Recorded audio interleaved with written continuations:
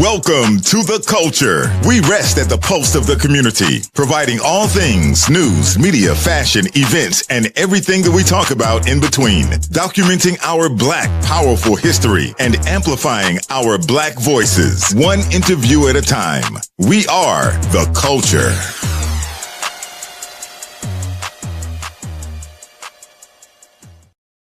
Hi, and welcome to another edition of The Culture. I'm your host, Jessica Garrett Modkins, and it is, I wanted to say Black Women's Month.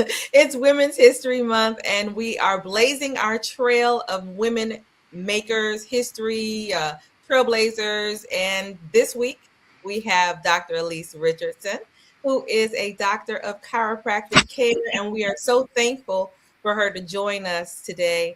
We're going to get into an event that's happening this Saturday. But before we do that, Dr. Alysse, will you please so graciously give our audience a little insight into what got you into chiropractic care? Well, first, let me say good morning, and thank you so much, Jessica, for having me on your program. Yes.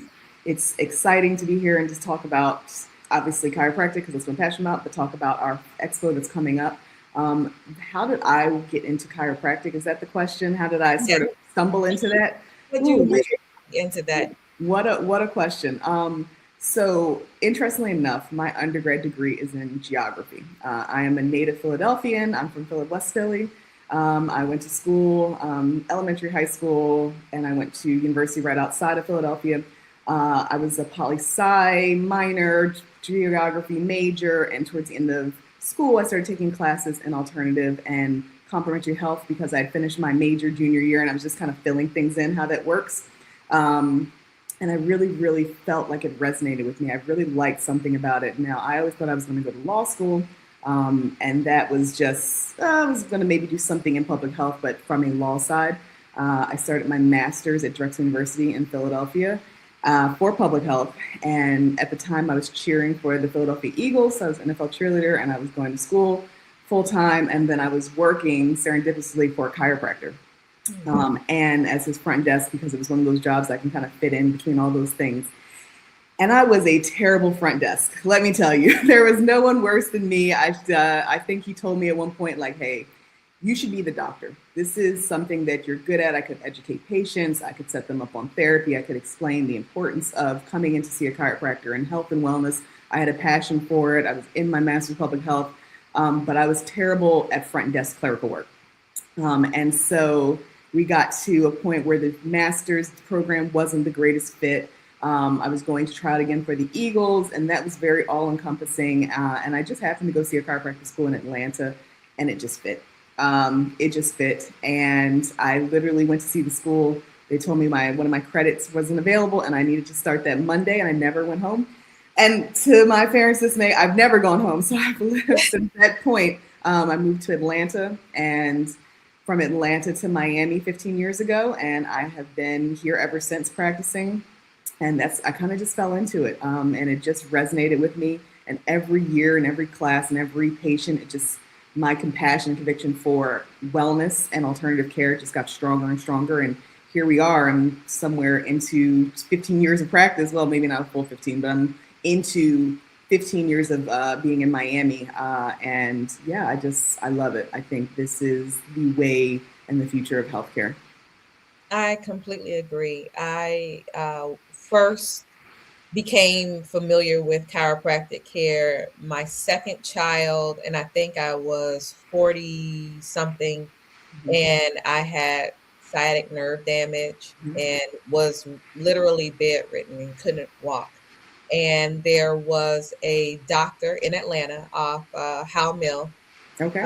She gave me chiropractic care every week, and that was the only way that I was able to make it through every trimester and able to walk, literally. Like my best friend's wedding, I was supposed to be in her wedding, and I may have only been a few weeks pregnant, but I could not walk. Sure. I wasn't even able to travel to go to her wedding, and was really considering, like, I don't even know how I'm going to go through this pregnancy.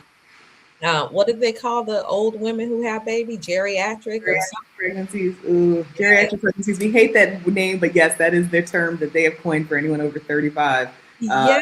having a baby. Mm-hmm. But it was by the grace of God that I stumbled upon. I want to say her name was Dr. Cook, but I can't recall. Sure. But she cared for me, and the table that I would go on, it was elevated and it actually moved, and all of these things. It was mobile. I could not imagine my life without going to a chiropractor, and it really changed the way my family, the way we were eating, all of the things that just we sit in our body. Like, I mean, Yeah. my coconut water. There are just certain things Sure. that chiropractic care just kicked off for me, Yeah. and really honing into the holistic side of things, and how you can go to the grocery store and just pretty much find anything and to heal yourself Yeah. from. So it was a very good introduction for me. So I can only imagine the actual study of this side of medicine. Mm-hmm. Do you actually do the things for yourself? Do you go to a chiropractor? I do actually. And, interestingly enough, I think chiropractors may traditionally, I think it's starting to change a bit, but I think once upon a time had a little bit of a bad rap. And just to give a little bit of background, so chiropractors take the same first 2 years as medical doctors. Our classes are paralleled. We take boards and everything from physiology and immunology to nutrition. And so we look at the body as a whole, holistically. That's why you said you're introducing the coconut water. We're chasing the cause, not the symptom. Pain is a symptom, right? Loss of function is a symptom, but like why? And so you can be prescribed something to take away the symptom, which is great because sometimes we just need something right in the moment. But in long-term healthcare and sort of conservative palliative care, we want to know, well, what is causing that symptom? And so sometimes it might be nutrition, sometimes it might be movement, sometimes there are mechanical issues that need a mechanical fix. And so because of all of those things, I do see a chiropractor. We're very fortunate. The class that I graduated with and the class right before me, a lot of us moved to Miami. So I have a little bit of a network here of chiropractors. I go to Win Wellness, that's on Biscayne. Dr. Samparisi, Rich is my brother from another. So that's who I see as a chiropractor. I see him weekly right now because I have really bad tennis elbow. I started playing paddle and I'm having some difficulties. So I see a chiropractor for my tennis elbow, but I just see it also to be adjusted because you're better off adjusted. Chiropractors don't necessarily heal anything. What we do is put the body in the best position to heal itself because the body is self-regulating. It's a genius. God designed something that is just so perfect. We just need no interference. And so, yeah, I see a chiropractor, if not weekly, at least a few times a month when I'm trying to be on it because I know that I function better, feel better, and I'm just healthier doing it. And I woke up this morning and it just seemed like my sinuses, I was just having this nasal congestion, and I pulled out my oil of oregano herb. Usually that knocks it out, but I'm still having a little difficulty. And as we're saying this, I'm out of alignment. Yeah. I know that's actually what is going on. I completely forgot about it. And so with your public health background and with your practice now, are you pulling some of that, I want to say, administrative knowledge really as it relates to your previous road into getting your master's in that? Are you integrating that into your healthcare with your patients as well? I don't know. Are there any questions that they may have that falls in line with helping them? So I think healthcare in practice and healthcare and education are very different. So it's a very interesting intersection once you're in practice. For myself, I work for a comprehensive clinic, what we would consider an integrative clinic. I work for Dr. Rudolph Moise at Comprehensive Healthcare. And so we have major medical, we have pediatrics, we have imaging and pharmacy, and then we also have chiropractic and rehab. So of course I'm bringing over public health knowledge in terms of advocacy and awareness and sort of educating patients on things outside of the adjustment. Because once you get in my office, it's not all about your back and your neck. We're talking about everything, something you were just mentioning, your sinuses. I have a front desk who is suffering so so badly this season. I've had a lot of patients suffering from sinuses, and just easy things that you can add to your week to sort of reduce the symptomatology of sinuses is just having local honey, right? Local honey will naturally inoculate you. So sort of advocating in that way from my public health background. But I will tell you, what I use the most in practice always is my background in hospitality. So while I was in school, I worked in restaurants, I worked in nightclubs, I worked in hotels, and that hospitality background, I use probably more every day with patients than anything else outside of my actual professional knowledge, because it patient-centered, patient care, giving someone a wow experience, going above and beyond, taking a time to listen to patients, actually listening to concerns, and providing the appropriate care or the appropriate referral. All of that came from a hospitality background. I'm sure you've met some doctors that are a bit rigid or a bit cold, and it's not, I don't think, any fault of their own, but sometimes when you're so hyper-focused on textbooks and the actual science and work of it, you miss the people part of healthcare. And I think working in hospitality is kind of like baptism by fire. You have to be able to read people. You have to be able to provide what people need. And that I think I use more than anything else in care. Mm-hmm. And that's why we have so many repeat patients. And it's not just myself, my staff. In my department, we have so many repeat patients because we just provide a very wow experience for patients on top of giving them, top flight care. We know them, we know their name, we know their pets, we know their children, we know, what they like. We have nicknames for them. And so I probably employ that more every day than anything else. Which speaks to you being the chair for the Black Family Wellness Expo. And you have been the chair for it since its inception. It's this Saturday. So tell us a little bit more about the Black Family Wellness Expo. Oh, how exciting.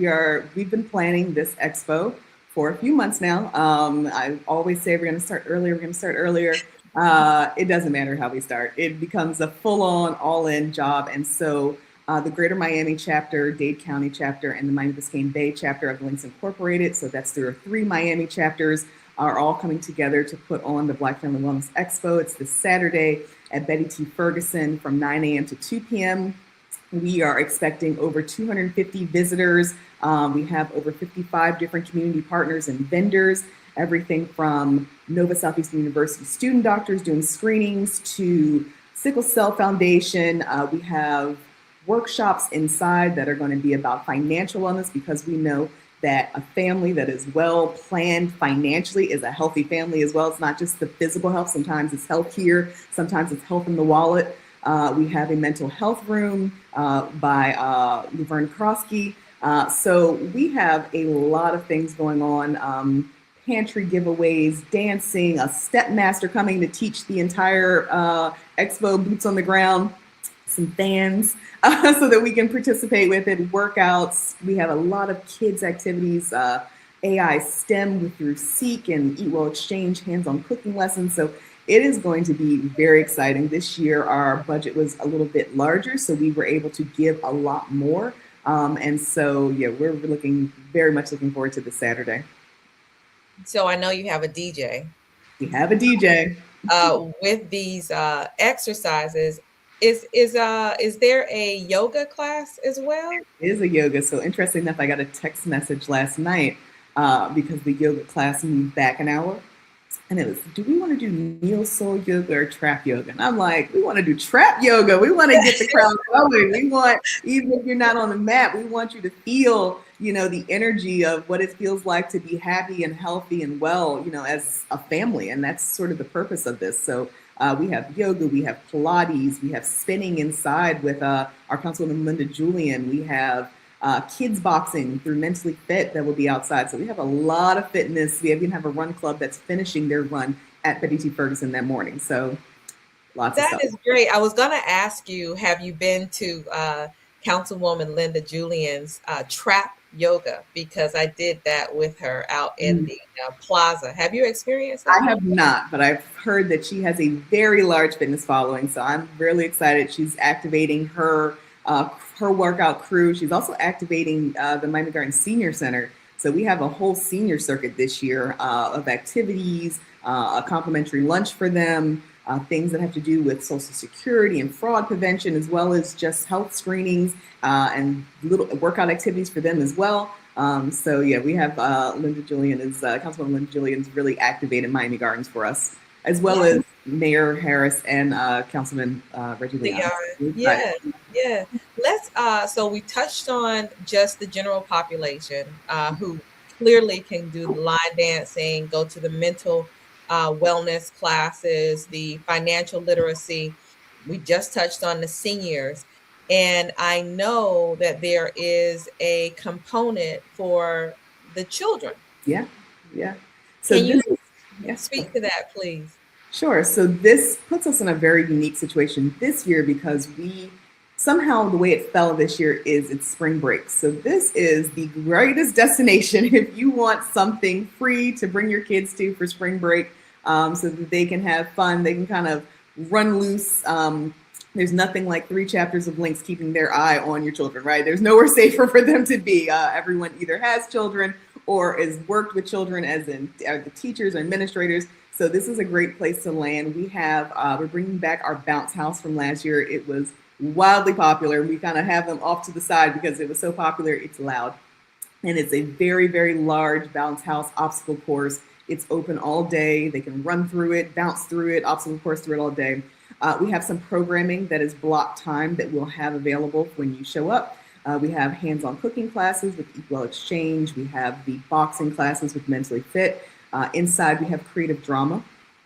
So we're going to have the kids participate in some creative drama. And then we have something new this year that's really cool. It's called Seek Inc., S-E-E-K, Inc. And they're going to be doing an AI STEM art activity. So not only, and it's open to children and adults actually. And so not only will you learn how to start using artificial intelligence, but you'll also create something, a piece of art on a button and be able to take it with you. So you'll have something to take home with you from that training, as well as we will have free lunch for, I think, the first 110 kids. So we have free packed lunch, so bring your kids, let them run around. We have something for them to eat. We have water everywhere, juice, healthy juice. And it should just be a lot of fun for the youth, especially in the Miami Gardens, but just in general, Miami-Dade area. This would be great for them. You thought about everything. You have about everything. And, I am very fortunate to have an amazing planning team. Jessica is a part of this planning team with our PR and our marketing, along with Ketchy. We've just really come together this year. I think we all work together really well, but we have given everything to put on just a very, very amazing expo for our community this Saturday. Well, this is the reason why we do what we do here at our company. We have amazing clients who are doing things throughout the community. And sometimes it's very hard to pull the trigger of media to support what we're doing. In our world, if it's not bleeding, it's not leading on the news. And so the culture was formed to dispel that, to provide a platform for all of the different clients that we work with, to ensure that our communities understand the things that's going on. And as a result, it's been 6 years now. We started during COVID because of the food insecurities, the funding that was going out, and quite frankly, Black people feeling as if they could not get COVID. So we started this platform to dispel the rumors, to put out facts, and to tell the stories just like what you're telling today about the Black Family Wellness Expo. And so before you leave, I want you to hit those points one more time. Give us the time, the date, the location. If they have to register, how do they do that? Let's run through it one more time. So it is this Saturday. So it's tomorrow. It's tomorrow, Saturday, and it starts at what time? It starts at 2 p.m. So we're going from, it starts at 2 p.m. It starts at 9 a.m. So we're going from 9 a.m. to 2 p.m.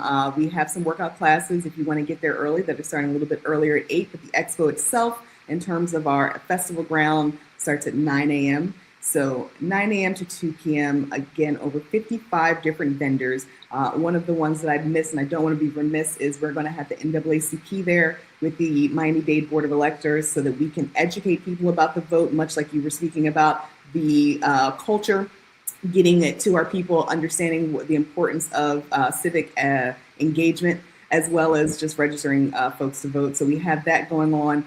We have youth activities, senior activities. We have fitness workouts. We have an entire resource fair of every type of health and wellness organization in Miami-Dade you can imagine. We have financial literacy and wellness inside, mental health inside, as well as women's health, maternal care. So we have a little bit of everything on top of DJ, giveaways, food, fun, dancing. It's a little bit of everything at Betty T. Ferguson this Saturday, 9 a.m. to 2 p.m. Do you have to register to attend? Yes, you do. And I will tell you this. Give me 1 second. Let me make sure I have the correct website. Okay, so right now, if you're just joining us, we're talking about Black Family Wellness Expo. It is tomorrow, this Saturday, at Betty T. Ferguson. It starts at 9 a.m. and it concludes at 2 p.m. It is for the entire family. All things wellness will be touched on, from financial literacy, mental awareness, working out, line dancing, art, drama for the children. And if you are interested in registering, because you need to register in order to participate, Dr. Richardson, what would they need to do in order to register? So we want you to get your free ticket, because also we want to make sure that you're there. We want to make sure we count you in. So please go to blackfamilyexpo.eventbrite.com. Again, that's blackfamilyexpo.eventbrite.com. You'll see a bunch of different classes, and you'll see senior sign up, and you'll see a regular sign up. Click one of them. We just want to be able to count you in. We want to count you in, but again, it's blackfamilyexpo.eventbrite.com. And that's where you'll find us. That's where you'll find your free ticket. Register yourself, register your family. We can't wait to see you on Saturday. And thank you so much, Dr. Richardson, for coming to The Culture. We appreciate you. We look forward to inviting you back. And coming back to let us know what's going on in your world. And thank you, Culture family, for viewing this episode. And we'll see you again next week. Bye-bye. The Culture is produced and owned by Hip Rockstar Media and is distributed by the Culture Media Group. It cannot be reproduced or broadcast without written consent.